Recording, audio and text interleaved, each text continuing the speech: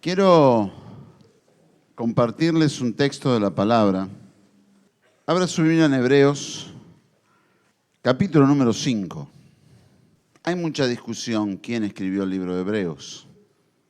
Algunos sostienen que pudo haber sido Apolos por el uso del lenguaje.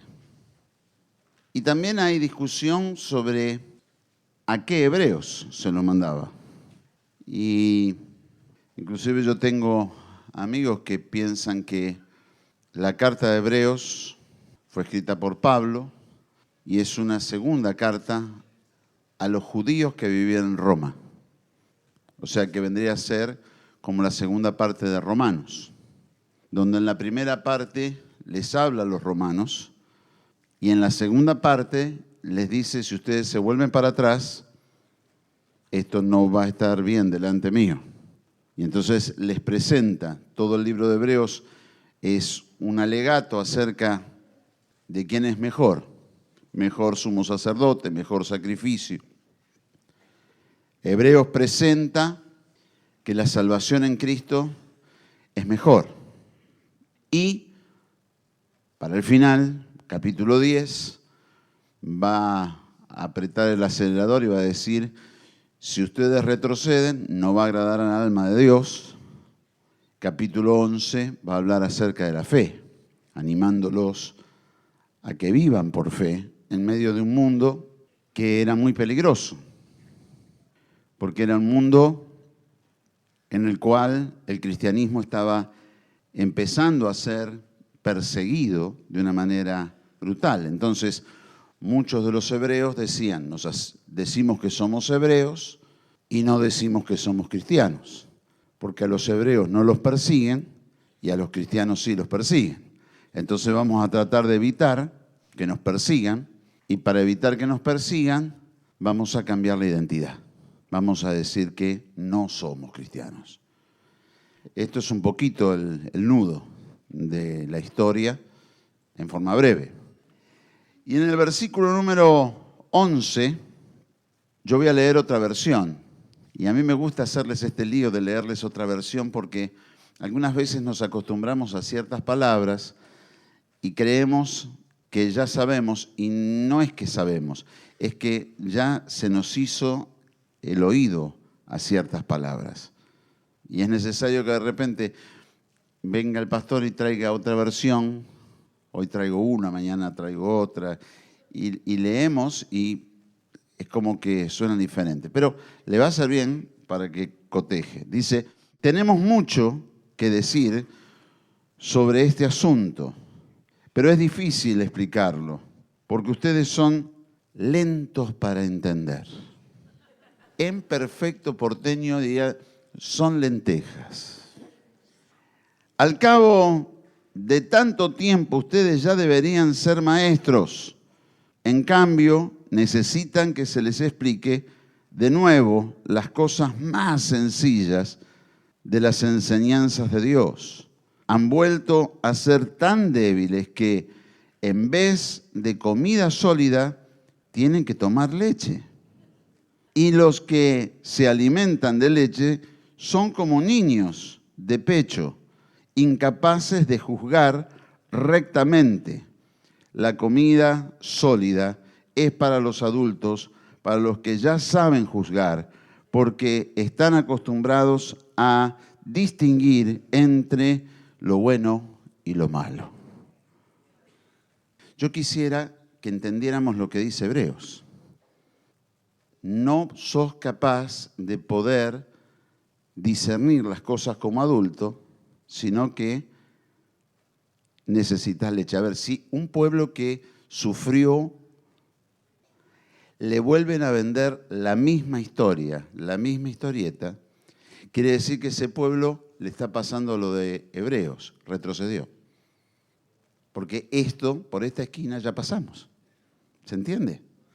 Ahora, yo voy a meter un poquito de cuchillo más fuerte, porque esto tiene que ver con su salvación.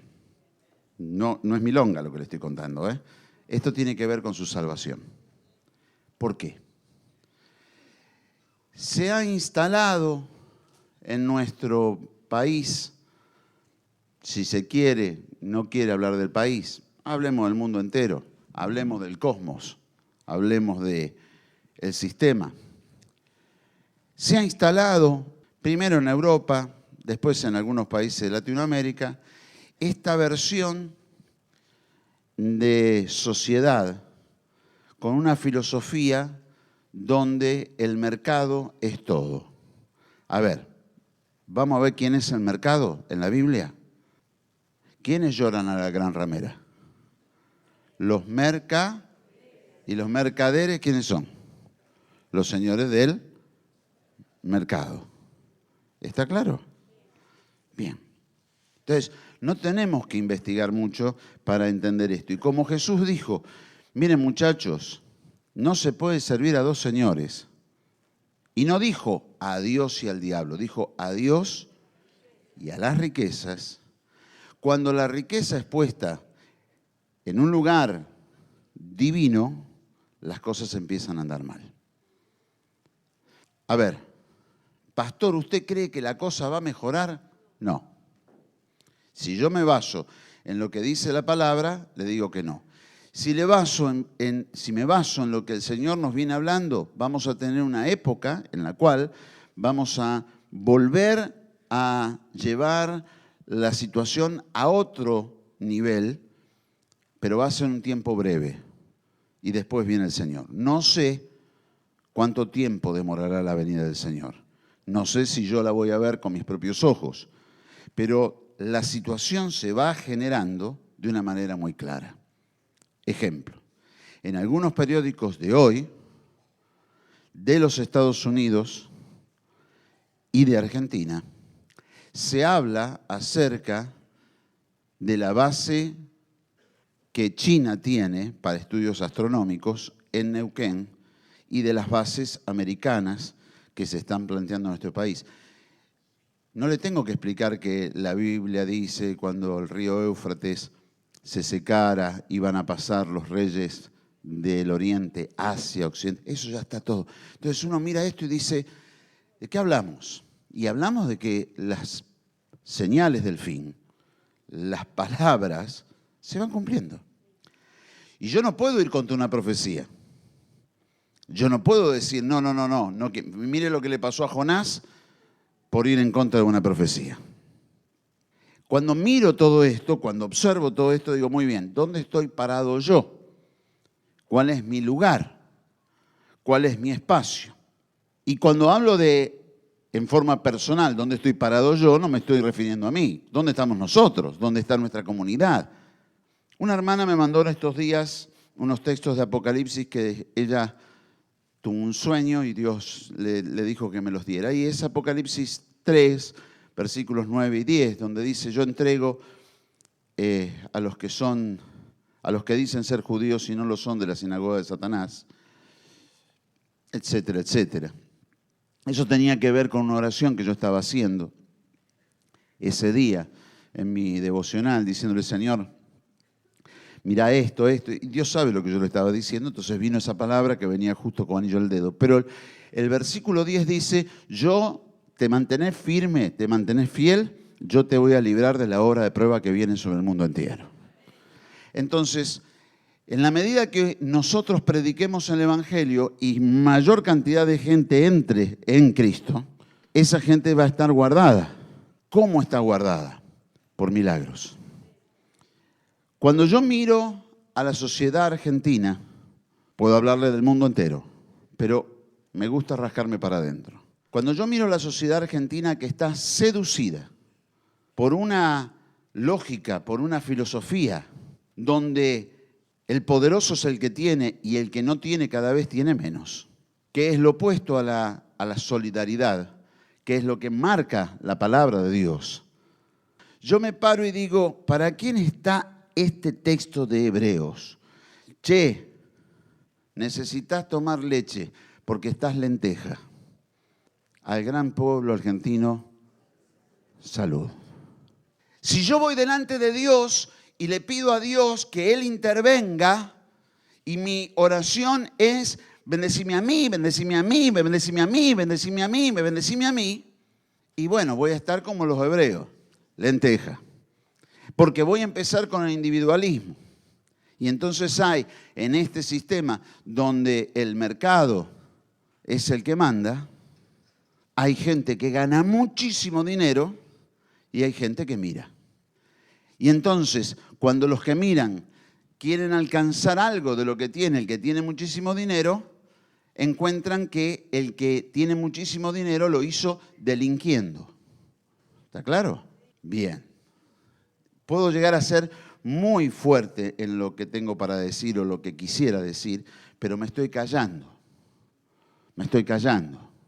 Porque en este momento, en la República Argentina, somos el hazmerreír del mundo, porque por las mismas causas que algunos funcionarios que hoy están en actividad se les han descubierto, en otros países del mundo no solo renunciaron, sino que están presos. Y acá son sinónimo de honestidad.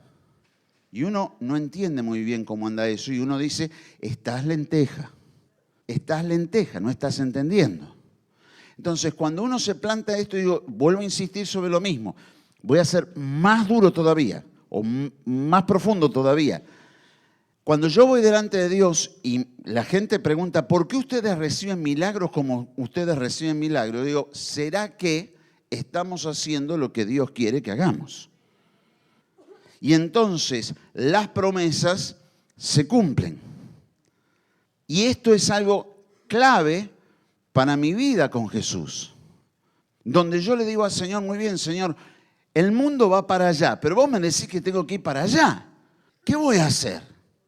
Y bueno, si yo voy para allá, ¿el mundo qué va a decir de mí? Lo peor. Y lo que no tengan para decirlo van a inventar. Pero esto es algo inédito, pastor. ¿Qué va a ser inédito? O a Jesús cuando lo llevaron a la cruz, ¿por qué lo llevaron a la cruz? ¿Lo llevaron a la cruz porque era el Salvador? No, por sedición. Dijeron, se está sublevando contra Roma. En burla, Pilato manda a poner un letrero arriba de la cabeza. Aquí está el rey de los judíos. Y el rey de los judíos yacía en una cruz, herido, con una corona de espinas, sangrante. Y con eso estaba Pilato de paso, impresionando a la opinión pública judía del momento, diciéndoles, ustedes no sirven para nada. Ustedes no son nadie. Este es el rey de los judíos. Los religiosos estaban felices porque sabían que Jesús iba a arrasar con ellos. Y el pueblo, después que gritó desaforadamente crucifícale, impulsado por demonios, se volvía, dice Lucas, golpeándose el pecho diciendo, ¿qué hemos hecho? ¿Qué hemos hecho? Hoy yo empiezo a ver gente que empieza a decir, ¿qué hemos hecho? Bueno, lo que hemos hecho, hemos transformado nuestra sociedad en una sociedad donde las empresas valen más que las personas. Y no hay solidaridad. Y los jóvenes que se crían en esto, como los jóvenes que se criaron en los años 90, tienen tendencia a enriquecerse como sea. Como sea significa, si es a través de negocios, no importa si son lícitos o no son lícitos, y si es a través de la delincuencia, no importa matar o no matar. Esto es lo que sucede. Porque esos muchachos que se criaron en los 90, que nacieron y se criaron en los 90, son la gente de 30 años hoy. De 30 para 40 años. A ver si les queda claro. Estamos hablando de quienes están en plena actividad y están haciendo. Y esos han engendrado otros que vienen con una mentalidad similar. Pero pastor, no podemos ir contra el sistema de este mundo. Estamos difícil porque la Biblia dice que tenemos que ir. El asunto es cómo tenemos que ir. Pero lo primero que tenemos que hacer es sacar de nuestra alma ese espíritu egoísta que te tratan de implantar a través de los medios de comunicación y de la publicidad, donde vos sos un número. Y lo que tenés que lograr es alcanzar, tener muchos números en tu haber para que la gente te respete. Y lo terrible de este caos es que la gente se empieza a dañar entre sí. Lo que se llama la lucha de pobres contra pobres. Y empieza a haber una voracidad terrible y unos ataques terribles. Y algunos muchachos creen que porque recibieron un arma en las manos, y otros que no son muchachos, que les ponen la droga encima y los envician y dicen, bueno, si vos querés, andá y robá. Y este va y roba, y en la desesperación de su adicción va y mata y hace cualquier barbaridad. Y la gente está diciendo, no, pero eso es y empiezan a echar culpas para cualquier lado. Y no se dan cuenta que son todas las mismas cosas. Porque la verdadera droga, es el dinero. Es el dinero. Y entonces, ¿qué están haciendo? Yo le estoy diciendo, usted predica de que tenemos que ser como San Francisco así, en pobreza. ¡No! Yo te estoy diciendo de que Dios te va a prosperar. Pero cuidado, cuando yo dejo de ver al dinero como un medio y lo empiezo a ver como un fin. Y empiezo a creer en el dinero. La droga no es el flagelo del siglo XXI. La droga es simplemente un medio que utilizan para hacer más idiotas a los idiotas y después llevarlos a hacer cualquier clase de barbaridad. Y entonces uno dice, ¿y qué es lo que está sucediendo? Que hay un cambio de cultura. ¿Y la iglesia qué hace? Y la iglesia tiene que ponerse a reprender en el nombre de Jesús y a batallar eso.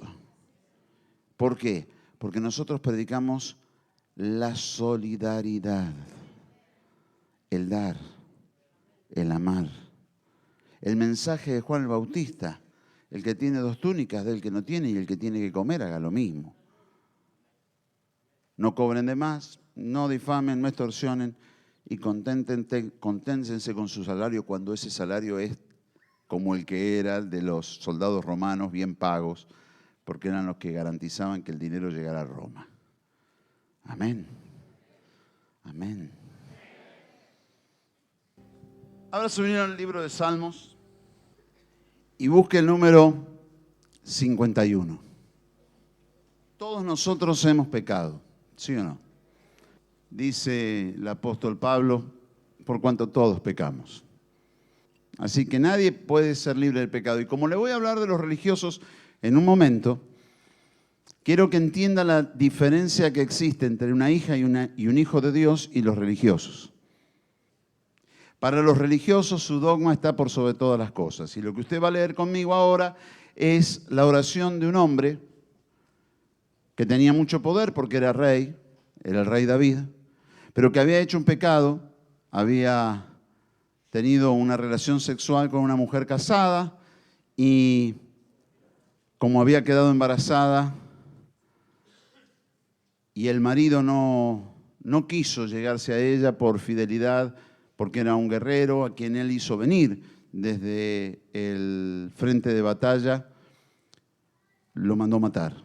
Y entonces, ante una situación tan cruel, Dios llama al profeta Natán, quien le habla muy claramente a David y le dice la barbaridad que había cometido. Y después que Natán le habla, David ora este salmo. El Salmo 51 que dice, por tu amor, oh Dios, ten compasión de mí, por tu gran ternura, borra mis culpas. Lávame de mi maldad, límpiame de mi pecado. Reconozco que he sido rebelde, mi pecado no se borra de mi mente. Es fuerte eso, ¿eh? Contra ti he pecado y solo contra ti, haciendo lo malo, lo que tú condenas. Por eso tu sentencia es justa e irreprochable tu juicio. Y preste atención a lo que viene ahora. Desde aquí al versículo 15 es clave. En verdad, soy malo desde que nací. Soy pecador desde el seno de mi madre. En verdad, tú amas al corazón sincero y en lo íntimo me has dado sabiduría. Purifícame con hisopo y quedaré limpio. Lávame y quedaré más blanco que la nieve. Lléname de gozo y alegría. Alégrame de nuevo porque me has quebrantado. Aleja de tu vista mis pecados y borra mis maldades, oh Dios, Pon en mí un corazón limpio. Dame un espíritu nuevo y fiel. Hazme sentir de nuevo el gozo de tu salvación. Sosténme con tu espíritu generoso, para que yo enseñe a los rebeldes tus caminos y los pecadores se vuelvan a ti. Líbrame de cometer homicidios, oh Dios, Dios de mi salvación, y anunciaré con cantos que tú eres justo. Señor, abre mis labios, y con mis labios te cantaré alabanzas.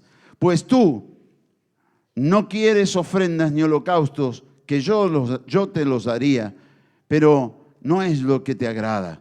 Las ofrendas a Dios son el espíritu dolido.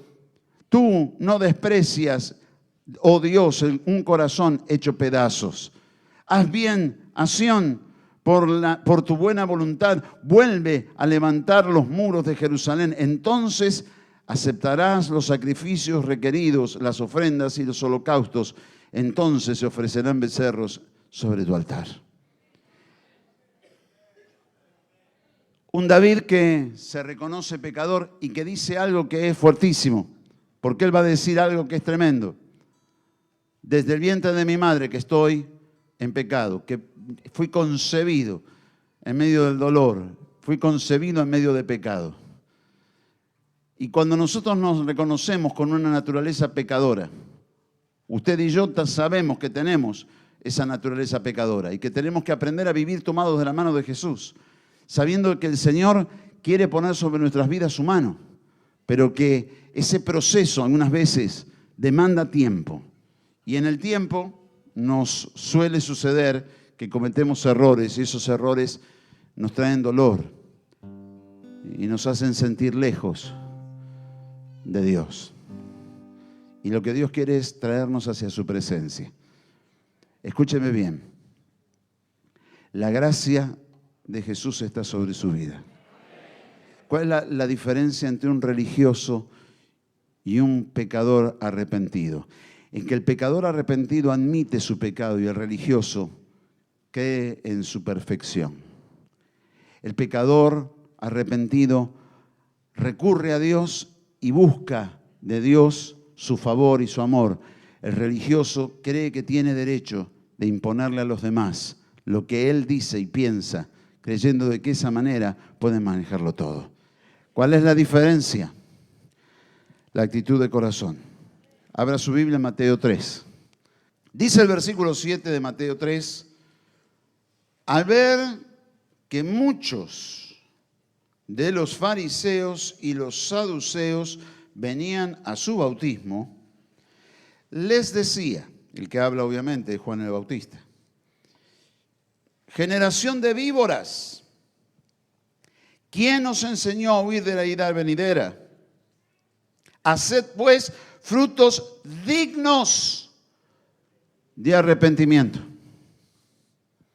Preste atención a esa expresión. No penséis decir dentro de vosotros mismos, Abraham tenemos por padre, porque yo os digo que Dios puede levantar hijos a Abraham aún de estas piedras. Y ya también el hacha está puesta a la raíz de los árboles. Por tanto, todo árbol que no da buen fruto es cortado y echado en el fuego. Yo a la verdad os bautizo en agua para arrepentimiento. Pero el que viene tras de mí, cuyo calzado yo no soy digno de llevar, él es más poderoso que yo. Él los bautizará en el Espíritu Santo y fuego. Su aventador está en su mano y limpiará su era y recogerá su trigo en el granero y lo quemará y quemará la paja en el fuego que nunca se apagará. Interesante. Juan el Bautista ve venir a los religiosos, fariseos y saduceos. Aparentemente vienen a bautizarse, con lo cual estaríamos hablando de arrepentimiento. Recién les leía el Salmo 51. Y aún David, confrontado con su pecado, arrepentido y buscando a Dios. Dame un corazón limpio, Dios. Pero esta gente no venía a buscar de Dios el perdón de los pecados. Esta gente venía porque tenían miedo de que Juan el Bautista fuera un profeta y que lo que él decía fuera verdad. Ellos estaban en contra de lo que Juan el Bautista hacía, bautizar en agua, facilitándole el camino a la gente. Ellos eran los que querían tener el templo. Fariseos y saduceos querían tener el templo y venían por si tenía razón. Entonces una mojadura no les iba a hacer daño. Este era el concepto. Pero en su interior eran religiosos. ¿Quiénes eran? Bueno, vamos a los fariseos. Usted escuchará que cada vez que se usa el mote de fariseo está siendo una suerte de sinónimo de hipócrita. Cuando dicen, son unos fariseos, está hablando de hipocresía. Bueno, vamos a ver quiénes son los fariseos. Algunos se van a sorprender. Los fariseos eran la clase media de aquel tiempo. Hola. Hola. ¿Vio que se va a sorprender? Y estos, o sea, dentro del mundo religioso, estos que provenían de la clase media ponían a los sacerdotes. La mayoría de los sacerdotes eran de los fariseos. Pablo, cuando se define, dice hebreo de hebreos, en cuanto a la ley, fariseo. ¿Por qué? Porque los fariseos creían en la resurrección y los saduceos no creían en la resurrección. Pero los fariseos, que eran esa clase media, ponían a los sacerdotes y tenían poder porque eran muchos. Su poder estaba basado en que eran muchos. Estamos hablando de la sociedad hebrea. Ahora vamos a ver a los saduceos. ¿Quién eran los saduceos? La clase alta. La clase alta. Estos no creían en la resurrección y estos ponían al sumo sacerdote. A lo mejor está diciendo, ¿y eso qué importaba? Fíjese que importaba un poquito, porque entre los que juzgaron a Jesús cuando lo mandaron a la cruz estaba el sumo sacerdote. ¿Qué le parece? Era el sumo sacerdote el que lo juzgaba y era parte de los saduceos. Saduceos y fariseos se repartían el poder. En ese momento en Israel había 3 poderes. Uno era el del rey, Herodes. El otro, el sumo sacerdote, Caifás, con todo su séquito detrás. Y estaba Pilato, que era el procurador romano. Es decir, procurador era aquel que recibía todas las inquietudes de los israelitas y las llevaba a Roma y que traía todas las órdenes de Roma y se las hacía saber y las hacía ejecutar en Israel. Este era el esquema. Y entonces se planta allí nuestro querido Juan el Bautista, los ve venir a estos que tenían todo el poder, tal poder que juzgaron a Jesús, y que tenían una influencia sobre el pueblo que era letal, influencia que fue resquebrajada por la aparición de Jesucristo y sus milagros, y sus maravillas, y sus enseñanzas. Y entonces cuando el Señor lanzó todo lo que vino a traer a este mundo, en 3 años nada más, le generó un problema a estos religiosos que esperaban la ocasión para poder matar a Jesús. Usted habrá leído en los evangelios que en muchos lugares dice, y querían matar a Jesús, pero no lo podían tocar, porque la gente se les ponía en contra. Es decir, ¿quién era la gente? Los que eran el pueblo, la gente necesitada, la gente que estaba en medio de dolor. Hay un proyecto que tengo por allí, un libro del cual ya escribí algunos capítulos. Uno de ellos, hablo de él. Y cuando menciono a él, estoy hablando de un hombre muy especial. un hombre que era africano, del norte de África, pero que era un trabajador, un campesino, que venía de trabajar en sus jornales y que porque era día de fiesta, lo habían soltado, lo habían librado, lo habían liberado antes. Y entonces llegaba, y usted recuerda que cuando llegaban a la fiesta de los judíos siempre se les soltaba un reo, y fue allí donde Pilatos dijo: ¿a quién suelto? ¿A Jesús o a Barrabás? Y la decisión del pueblo fue por Barrabás y Jesús fue a la cruz.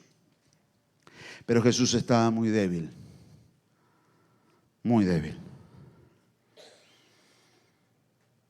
Y ya no podía cargar la cruz, y entonces fue el momento en que se cruzaron estos dos, o este hombre tuvo el encuentro más espectacular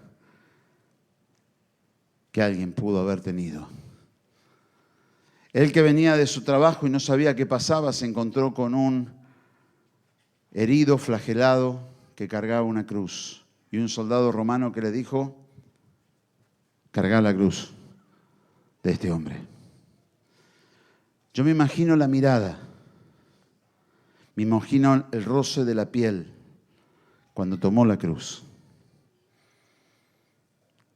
Me imagino que la cruz estaba manchada con sangre, pero también estaba el perfume de nardo, porque el perfume de nardo con el cual Jesús había sido ungido era un aceite pesado que no se iba. Yo me imagino que él llevó la cruz y que cuando dejó la cruz se miraron. Sinceramente, es la única persona, la última persona que Jesús dice, o que los evangelios dicen que Jesús tuvo un trato directo con él. Un africano, trabajador del campo. Y lo miró a los ojos y debe haber sido tal el impacto que a lo mejor usted le pierde el rastro a este hombre. Pero este hombre tiene una mujer, y esa mujer tiene 2 hijos. Uno se llamaba Alejandro y el otro se llamaba Rufo. Rufo significa colorado, era pelirrojo. Y por allá cuando Pablo saluda a la iglesia en Roma, capítulo 16, habla de un tal Rufo. Y cuando nombra a Rufo, dice: a su madre y mía. Quiere decir que la madre de Rufo era tan importante para Pablo que era como su propia madre.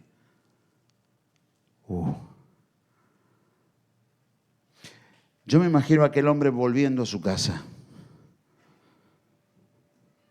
y contándole a su esposa la experiencia que había tenido y el encuentro que deben haber tenido ambos con Jesús. A tal punto que el mismo Pablo reconoce que el hijo de este hombre, Rufo, tenía un ministerio tremendo de parte de Dios. Cuando yo miro esto, a mí se me conmueve el alma, porque digo, qué fuerte que es el tener un encuentro con Jesús. Todos estaban desesperados, los fariseos, los saduceos, estaban desesperados. Jesús les estaba socavando su poder. Sin embargo, aquel día, cuando Jesús entró triunfal en Jerusalén, la semana previa o en el comienzo de la semana en la cual Él fue ejecutado,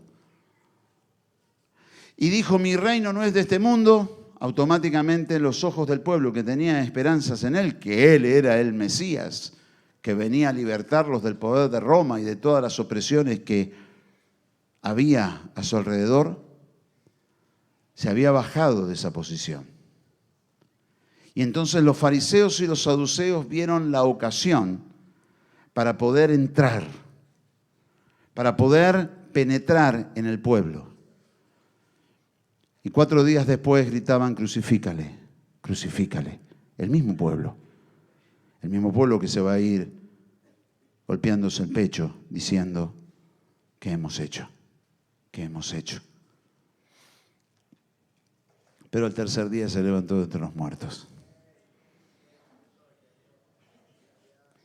Y entonces Juan el Bautista dice: viene uno detrás de mí. Yo los bautizo en agua. El agua es para arrepentimiento.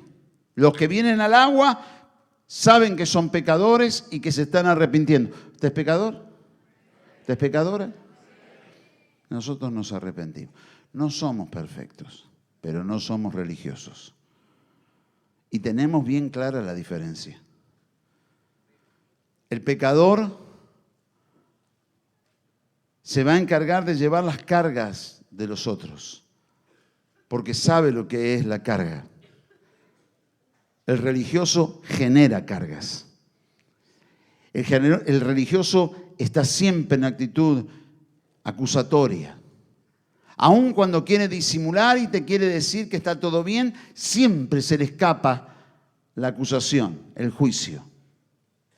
Y el juicio no tiene que ver contra el sistema de este mundo, no tiene que ver contra lo que está sucediendo, no tiene que ver con la defensa del débil, no tiene que ver con la defensa del pobre, no tiene que ver con la defensa de la viuda, ni del extranjero, ni del huérfano, sino que tiene que ver con la ejecución de un poder sobre los que más sufren.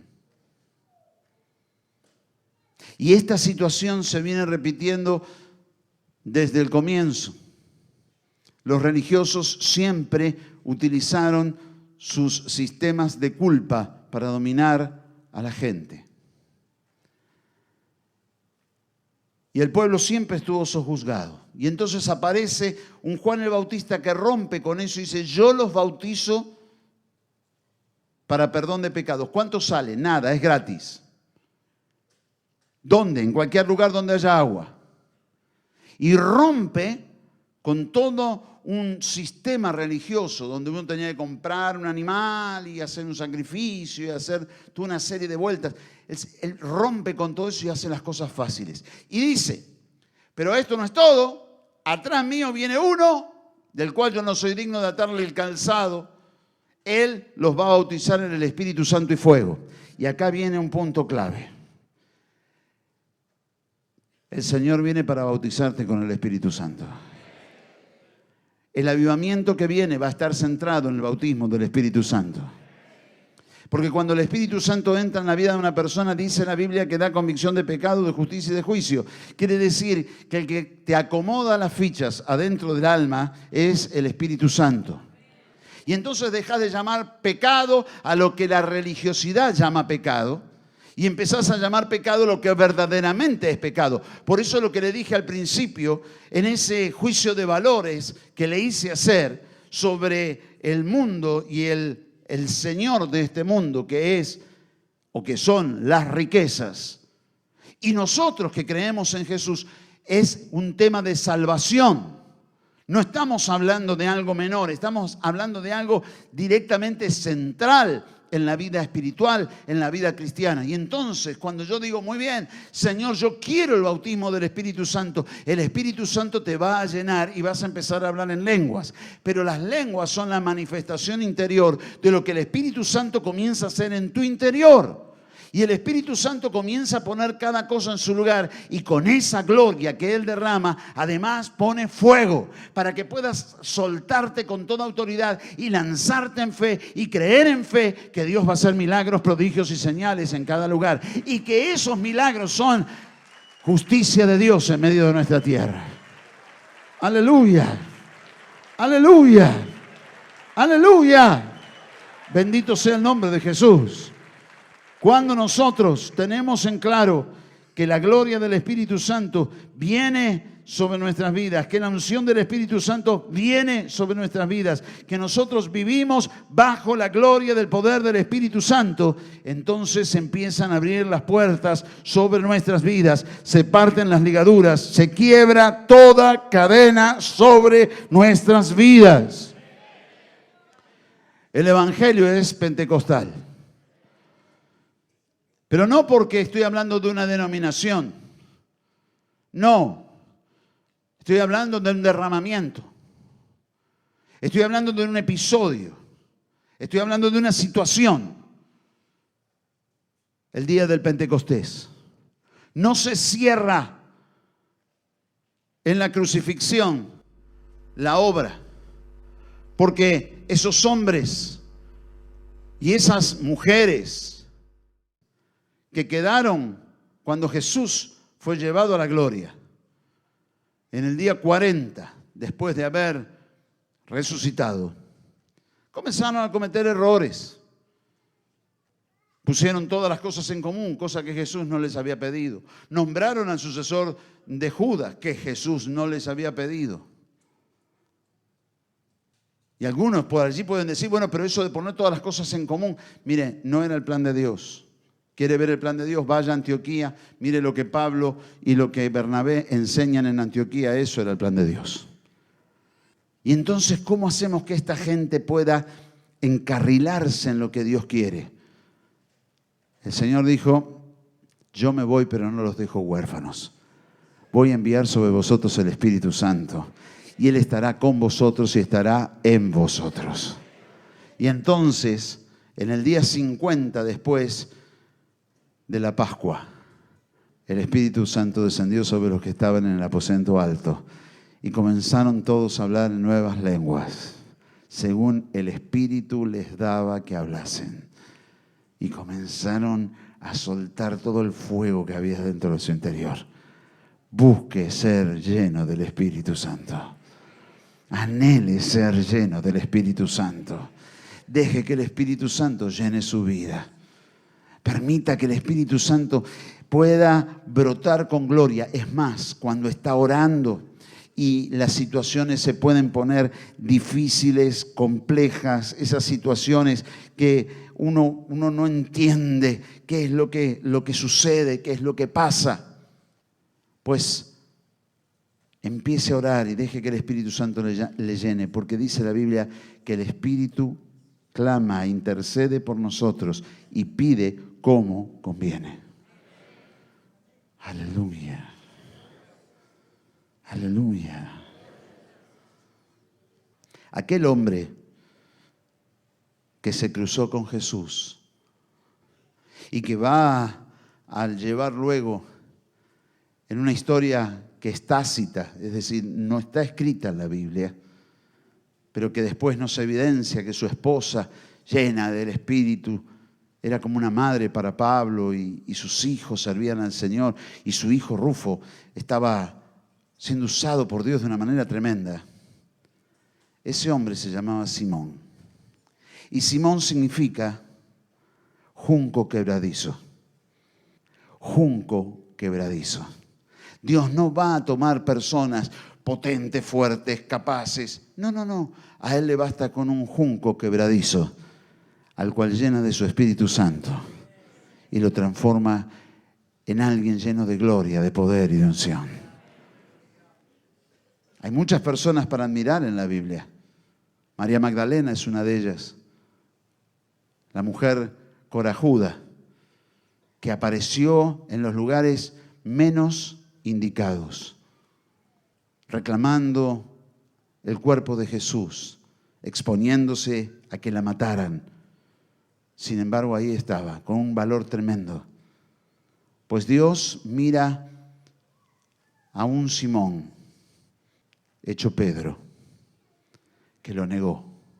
Y Dios toma a ese Simón y lo usa con poder. Por eso hablábamos acerca del pecado de David. Por eso hablábamos de la oración de David y de decir, Señor, dame un corazón limpio. Renová un espíritu recto dentro de mí. No me eches de tu presencia, que tu unción venga sobre mi vida. Yo necesito, purifícame con hisopo y seré limpio. Hace una obra en mi vida. Y esto es lo que la hija y el hijo de Dios claman a Dios permanentemente. Señor, derramá sobre nuestras vidas tu gloria, derramá sobre nuestras vidas tu poder. Señor, trae sobre nuestras vidas tu presencia. Nosotros no podemos, vos en nosotros podés hacer todas las cosas. Y esa unción viene, no es tuya, no es mía, es de Dios. ¿Y qué es? Es la capacidad de hacer lo que naturalmente no podemos hacer. ¿Cuántas veces lo hemos repetido en estos tiempos? Missio Dei.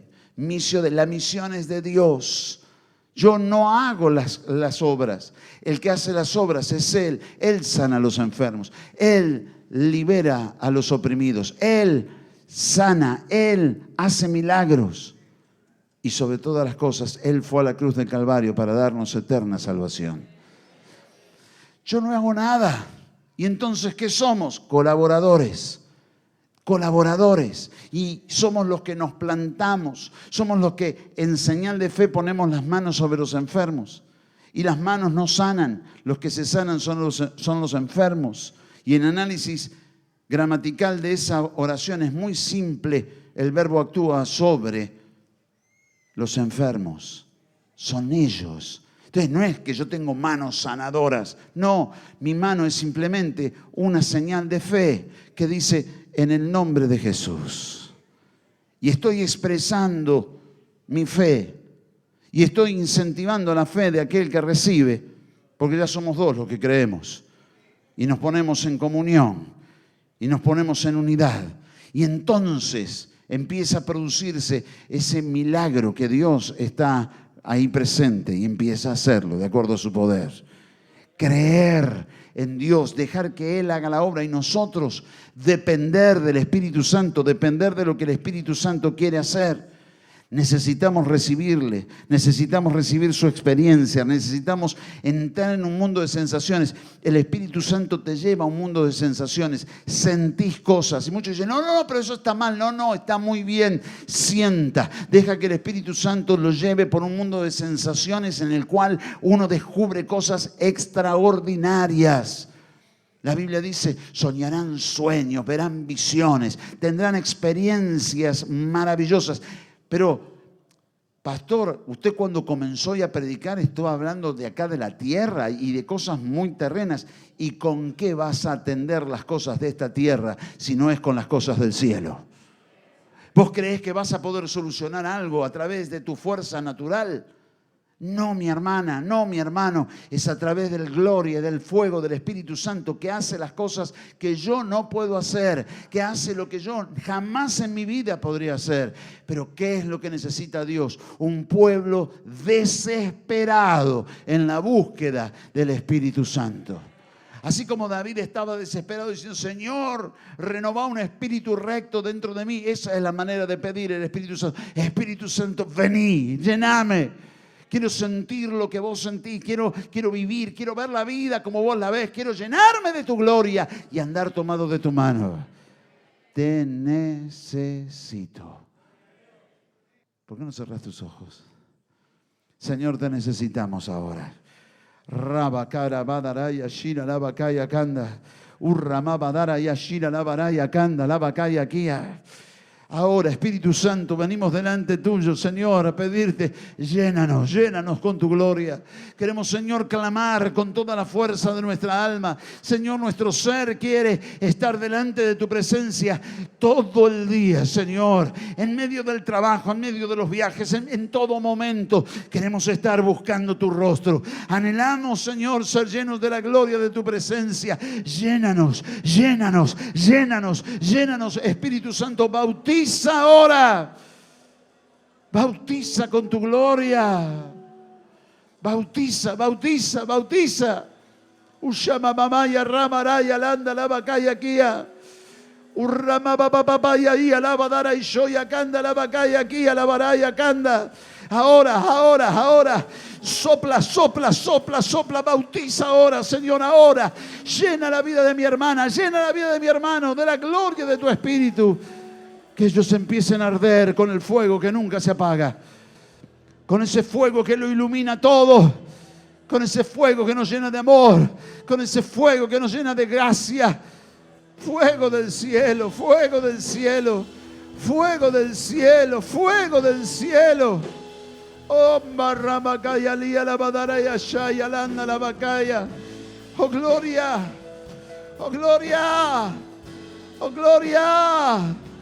Oh, Ramababaya, Kira, la Badaraya, Shanda, la Bacaya. Oh, sí, Señor.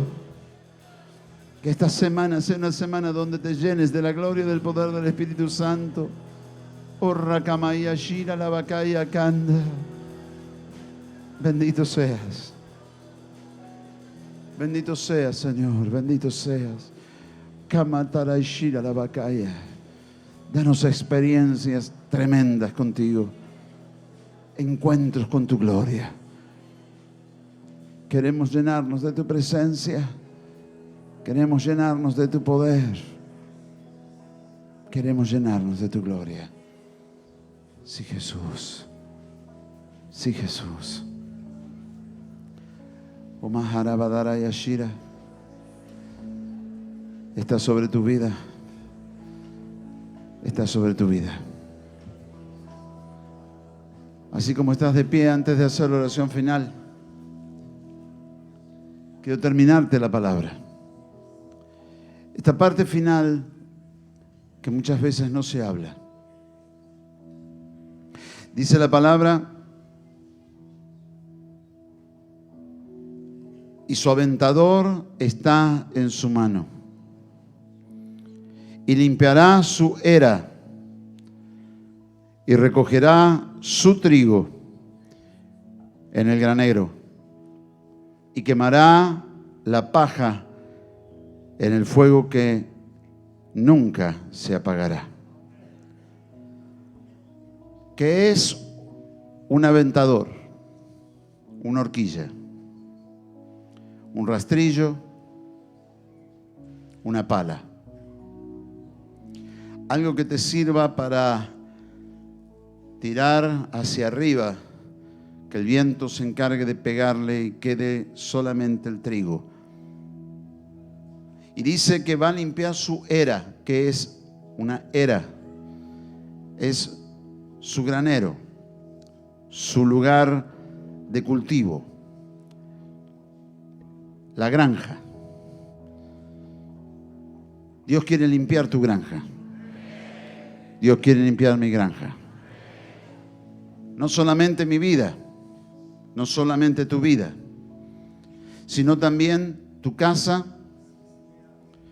nosotros como iglesia en la comunidad.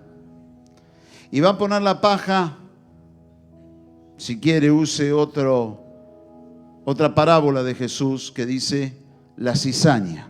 La va a poner a un lado, la va a tirar al fuego que nunca se apaga. Y el trigo lo va a guardar en el granero. El Señor te está diciendo: te voy a limpiar. Te voy a limpiar. Te voy a limpiar. No te dejo. Te amo. Deja que Dios vaya limpiando. De repente el Espíritu Santo te empieza a trabajar y te vas a dar cuenta que hay cosas que estabas pensando que Dios no quería, porque esas son de este cosmos. Y Dios te está diciendo: ahora sos mía, ahora sos mío, y yo te voy a transmitir mis sentimientos, mis pensamientos. Nunca esos pensamientos van a ser religiosos. No vas a estar diciendo: yo juzgo a aquel porque hace esto, yo juzgo. No. Siempre tus pensamientos van a estar pensando en el otro. Señor, el pan nuestro de cada día, dánoslo hoy. Perdona nuestras deudas, como nosotros perdonamos a nuestros deudores. Y no nos metas en tentación, mas líbranos del mal. Aleluya.